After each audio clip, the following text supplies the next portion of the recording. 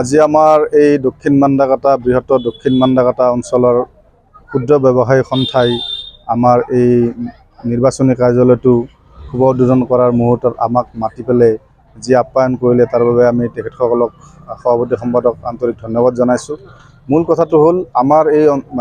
ভাৰতীয় জনতা পাৰ্টীৰ নীতি আদৰ্শৰ প্ৰতি আকৃষ্ট হৈ নৰেন্দ্ৰ মোদী ডাঙৰীয়া আৰু আমাৰ অসমৰ জনপ্ৰিয় মুখ্যমন্ত্ৰী ডক্টৰ হিমন্ত বিশ্ব শৰ্মাদেৱৰ ওপৰত আস্থা ৰাখি আমাৰ এই ক্ষুদ্ৰ ব্যৱসায়ী সন্থাই নিজাববীয়াকৈ নিজা খৰচত তেওঁলোকে এটি কাৰ্যালয় ইয়াতে আজি শুভ উদ্বোধন কৰাই আমাৰ যি দৰং ওদালগুৰিৰ মনোনীত প্ৰাৰ্থী দিলীপ শইকীয়াদেৱক ৰেকৰ্ড সংখ্যক ভোটত জয়যুক্ত কৰাৰ কাৰণে এওঁলোকে পণ লৈছে। আৰু যি ব্যৱসায়ী ক্ষেত্ৰত মই যদি কৈছোঁ ব্যৱসায় আচলতে ইয়াতে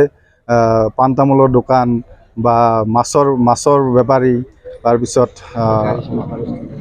ড্ৰাইভাৰ বা টেম্পো চালক অটো চালক বা অটো যি ব্যৱসায় কৰে সেই সৰু সৰু ব্যৱসায়ীখিনিয়ে বুজি উঠিছে আজি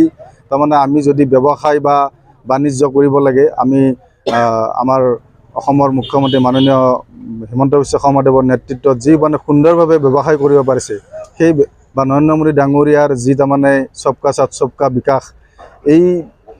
আহ্বানত আমাৰ যি সংখ্যালঘু বিশেষকৈ আমাৰ যিখিনি ব্যৱসায়ী সংখ্যালঘু এওঁলোকে খুব সুন্দৰভাৱে ব্যৱসায় কৰিব পৰাৰ কাৰণে আজি তেওঁলোকৰ মনতে আনন্দ লাগি তেওঁলোকে নিজা খৰচত নিজাববীয়াকৈ এই কাৰ্যালয়টি আজি শুভ উদ্বোধন কৰাই তেওঁলোকে নিজেও ভোট দিব আৰু ৰাইজকো আহ্বান জনাইছে যাতে ভাৰতীয় জনতা পাৰ্টীৰ পদুম ফুলৰ চিহ্নত ভোট দি আগন্তুক যি আমাৰ লোকসভা ২৬ তাৰিখে আহি আছে আমাৰ যি মনোনীত প্ৰাৰ্থী দিলীপ শইকীয়া ডাঙৰীয়াক ৰেকৰ্ড সংখ্যক ভোটত আমি জয়যুক্ত কৰিব পাৰোঁ তাৰ বাবে আহ্বান জনাইছোঁ। আজি আমাৰ এই দক্ষিণ মান্দাকাটা বৃহত্তৰ দক্ষিণ মান্দাকাটা অঞ্চলৰ ক্ষুদ্ৰ ব্যৱসায়ী সন্থাই আমাৰ এই নিৰ্বাচনী কাৰ্যালয়টো শুভ উদ্বোধন কৰাৰ মুহূৰ্তত আমাক মাতি পেলাই যি আপ্যায়ন কৰিলে তাৰ বাবে আমি তেখেতসকলক সভাপতি সম্পাদক আন্তৰিক ধন্যবাদ জনাইছোঁ। মূল কথাটো হ'ল আমাৰ এই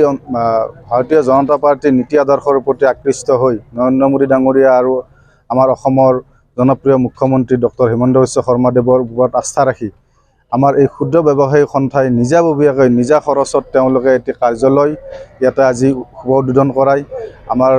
যি দৰং ওদালগুৰিৰ মনোনীত প্ৰাৰ্থী দিলীপ শইকীয়াদেৱক ৰেকৰ্ড সংখ্যক ভোটত জয়যুক্ত কৰাৰ কাৰণে এওঁলোকে পণ লৈছে। আৰু যি ব্যৱসায়ী ক্ষেত্ৰত মই যদি কৈছোঁ ব্যৱসায় আচলতে ইয়াতে পাণ তামোলৰ দোকান বা মাছৰ বেপাৰী তাৰপিছত ড্ৰাইভাৰ বা টেম্পো চালক অটো চালক বা অটো যি ব্যৱসায় কৰে সেই সৰু সৰু ব্যৱসায়ীখিনিয়ে বুজি উঠিছে আজি আমি যদি ব্যৱসায় বা বাণিজ্য কৰিব লাগে আমি আমাৰ অসমৰ মুখ্যমন্ত্ৰী মাননীয় হিমন্ত বিশ্ব শৰ্মাদেৱৰ নেতৃত্বত যি সুন্দৰভাৱে ব্যৱসায় কৰিব পাৰিছে সেই বা নৰেন্দ্ৰ মোদী ডাঙৰীয়াৰ যি সবকা সাথ সবকা বিকাশ এই আহ্বানত আমাৰ যি সংখ্যালঘু বিশেষকৈ আমাৰ যিখিনি ব্যৱসায়ী সংখ্যালঘু এওঁলোকে খুব সুন্দৰভাৱে ব্যৱসায় কৰিব পৰাৰ কাৰণে আজি তেওঁলোকৰ মনতে আনন্দ লাগি তেওঁলোকে নিজা খৰচত নিজাববীয়াকৈ এই কাৰ্যালয়টি আজি শুভ উদ্বোধন কৰাই তেওঁলোকে নিজেও ভোট দিব আৰু ৰাইজকো আহ্বান জনাইছে যাতে ভাৰতীয় জনতা পাৰ্টীৰ পদুম ফুলৰ চিহ্নত ভোট দি আগন্তুক যি আমাৰ লোকসভা ২৬ তাৰিখে আহি আছে আমাৰ যি মনোনীত প্ৰাৰ্থী দিলীপ শইকীয়া ডাঙৰীয়াক ৰেকৰ্ড সংখ্যক ভোটত আমি জয়যুক্ত কৰিব পাৰোঁ তাৰ বাবে আহ্বান জনাইছোঁ।